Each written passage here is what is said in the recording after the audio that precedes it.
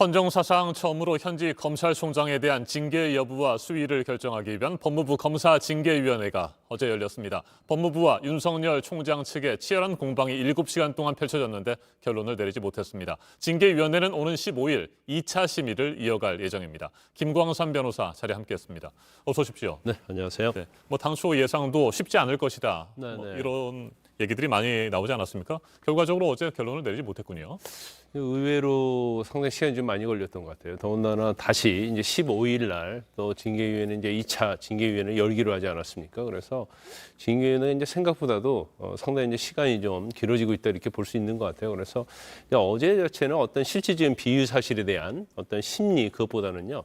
이제 절차에 관한 문제에 대해서 아마 심도 있는 서로 양측의 공방이 있었던 걸로 보입니다. 그래서 어제 이제 중요한 것 중에 하나가 이제 기피 신청이었고요. 네. 그다음에 이제 기일 변경과 관련된 부분, 그리고 이제 증인 채택을 어떻게 할 것인지 이런 부분에 대해서 주로 많이 논의가 됐기 때문에 사실은 그 징계 혐의와 관련된 부분은 그렇게 많이 다루어지지 않은 것 같아요. 결과적으로 이제 15일 날 증인심을 할 걸로 보이는데 이제 그 이후에 어떤 양측 변호인 대표의 어떤 주장, 진술, 그리고 이런 거에 의해 한 다음에 이제 위원회에서 또 토론을 하게 되거든요. 그때 아마 실질적으로 어떤 실체적 비위 혐의에 대해서는 많은 논의가 있을 것으로 보입니다. 네, 추미애 법무부 장관이 윤석열 검찰총장에 대해 징계를 청구하면서 6가지 비위 혐의를 내세웠는데 네. 그 부분에 대해서는 어제 사실상 논의가 이루어지지 않은 것 같군요. 네네. 마찬가지로 이제 판사 사찰 부분이 가장 중요한 부분이 될 거예요. 그래서 일단 어제 어떤 그 윤석열 총장 측 이제 변호인이 어제 진술하면서 이제 주장을 했기 때문에 그 부분과 관련된 부분, 그리고 법무부에서 징계한 부분, 이런 것들이 특히 다음 증인심은 때 굉장히 치열한 공방을 할 가능성이 큽니다.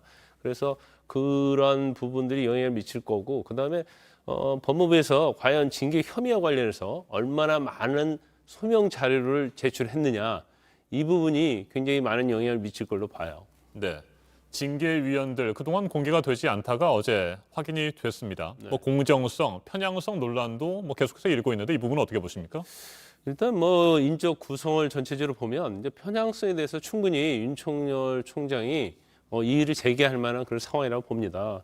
왜냐하면 이용구 법무부 차관이야 당연직이라 할지라도 심재철 검찰국장 같은 경우 추미애 라인으로 이미 알려져 있는 거고, 그 다음에 지금 판사 문건 관련해서 판사 문건을 제보한 것으로 지금 언론에서 많이 보도가 되고 있기 때문에 이 부분이 사실이라고 한다면 사실은 징계위원회 참여하는 것 자체는 약간 문제가 있다고 봐요. 그러니까 지금 징계위원 이제 가장 문제가 되는 징계위원이 심재철 위원이 사실 가장 네. 공정성에 있어서 논란이 좀 있을 수 있다고 보고요. 그다음에 이제 정한중 교수랄지 이제 안진 교수도 사실은 상당히 현 친여 성향의 경향을 갖고 있거든요. 특히 정한중 교수 같은 경우는 검찰 개혁위에도 참여를 했었고, 이전에 어떤 토론에서 발표한 걸 보면 윤석열 총장을 저항 세력이라고 규정을 하고 있기 때문에 어떻게 보면 윤석열 총장 입장에서는 당연히 이의 제기를 할 수 있다고 봅니다. 그래서 전체적 구성으로 보면 친여 성향 아니면 검찰에 대해서 상당히 적대적인 생각을 갖고 있는 사람들로 포진도 있지 않느냐, 그런 윤석열 총장의 주장은 일리가 있을 거고요. 윤석열 총장이 이렇게 굉장히 5명 중에서 4명에 대해서 기피 신청하는 것은 네. 제가 볼 때는 행정소송을 가게 되면 그러한 부분을 굉장히 부각시키려는 생각도 있을 거예요. 그래서 절차상 기피 신청을 했음에도 불구하고 이게 받아들이지 않았다, 그런 주장을 근거로 해서 어떤 징계위원회 결정의 어떤 무효, 재량권의 일탈 남용, 이런 부분을 주장할 걸로 보입니다. 네, 결과적으로 받아들이지 않을 것을 예상하고도 기피 신청을 했다 이렇게 볼 수도 있다는 말씀이신 것 같습니다. 그렇죠. 그러니까 네. 기피 신청도 마찬가지고요. 기일 변경도 마찬가지고, 그다음에 이제 증인 채택과 관련해서도 아마 윤석열 총장 측에서는 증인 신청을 하면 다 받아줄 거라고 생각하지 않았을 거예요. 근데 저도 이제 의외로 징계위원회에서 윤석열 총장 측의 어떤 증인 신청을 다 받아줬거든요. 그러면 계속적으로 윤석열 총장이 절차 정당성에서 문제를 제기하고 있기 때문에 그러한 부분에 있어서는 문제가 안 되도록이면 징계위원회가 좀 노력을 하고 있지 않나 그렇게 보입니다. 네. 심재철 법무부 검찰국장도 뭐 본인이 회피 신청을 해서 징계위원회에서 빠지긴 했습니다만 8명의 증인에 포함이 됐습니다. 네네. 네, 이들 8명이 앞으로 어떤 증언을 할 것이냐, 신문에 대해서 어떻게 답할 것이냐 이게 굉장히 중요하지 않겠습니까? 일단 심재철 검찰국장이 사실 이제 징계위원회 공정성과 관련해서 가장 논란의 중심이 서 있어요. 네. 그런데 어제 회피했지 않았습니까? 근데 회피라는 것은 나는 징계위원회에 참석해서 결정에 관여하지 않겠다는 거거든요. 그런데 회피가 징계위원회가 열리자마자 바로 회피를 했으면 사실 문제가 되지 않아요. 그런데 회피를 하지 않고 있다 이제 기피 신청을 하니까 기피 신청 의결에는 참여를 했단 말이에요. 네. 근데 만약에 기피 신청 의결에 전에 회피를 해버리면 사실 징계위원회가 기피와 관련된 의결을 할 수 없는 정족수 미달이 되거든요. 그런데 거기에는 관여를 하고 회피를 했기 때문에 이게 이제 꼼수가 아니냐 이제 그런 지적이 좀 있을 수 있고요. 그리고 심재철 검찰국장에 대해서는 모르겠어요. 이제 법무부에서 의도적으로 그랬는지 어쩐지 모르겠지만 일단 윤석열 총장이 신청한 증인은 다 받아줬거든요.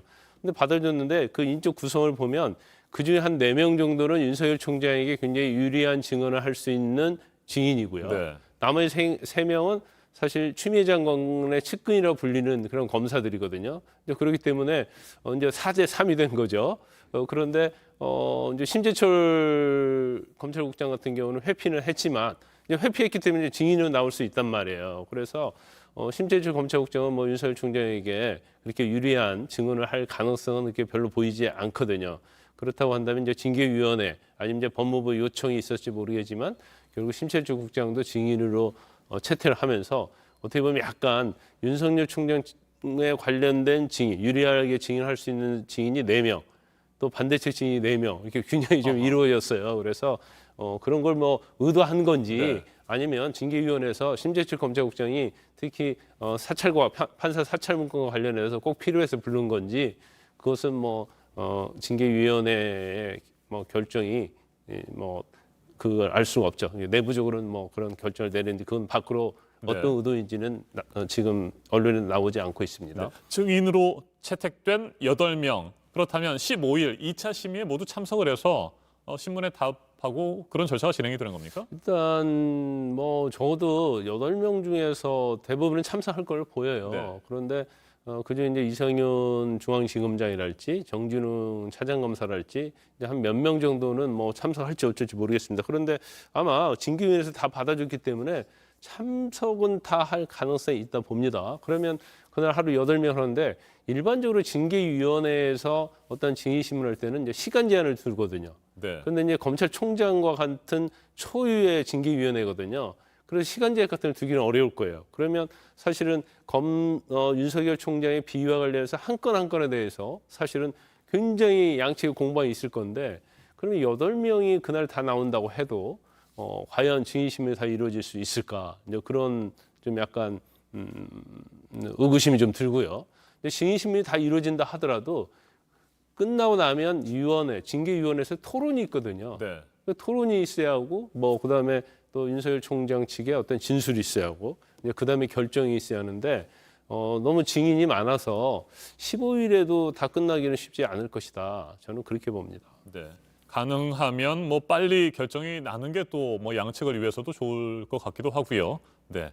자, 그런데 15일 회의에서도 심의에서도 결론이 안 날 가능성이 있다. 이렇게 그런데 아마 그 네. 징계위원회가 아마 추미애 장관이랄지 이제 법무부 측은요. 징계위원회 어제 끝내기를 굉장히 바랐을 거예요. 왜냐하면 이 징계위원회가 어떻게 보면 시간이 늘어질수록 이게 굉장히 논란이 계속되고 이것이 언론의 집중 조명을 받게 되거든요. 네. 그러면 그런 부분들 특히 어떤 징계 절차에 있어서 어떤 공정성을 계속 윤석열 총장 측에서 제기를 하게 되면 사실 징계위원회가 가고자 하는 방향하고 또 다르게 갈 수도 있거든요. 여론의 향배에 따라서. 그렇기 때문에 좀 빨리 끝내기를 바라지만 증인 신청이랄지 이런 부분을 다 무시하고 가버리면 결과에 대해서 승복이 안 네. 되고 또 절차의 공정성에 대해서 많은 논란이 있을 수 있기 때문에 징계위원회는 불가피하게 윤석열 총장이 주장하는 측면을 다 뭐 일단은 수용을 하고 일부는 수용을 않고 그러면서 존중하는 방향, 방어권 보장하는 방향으로 갈 가능성이 크다 이렇게 봅니다. 알겠습니다. 15일에 진행이 될 2차 심의 지켜볼 수밖에 없는 것 같습니다.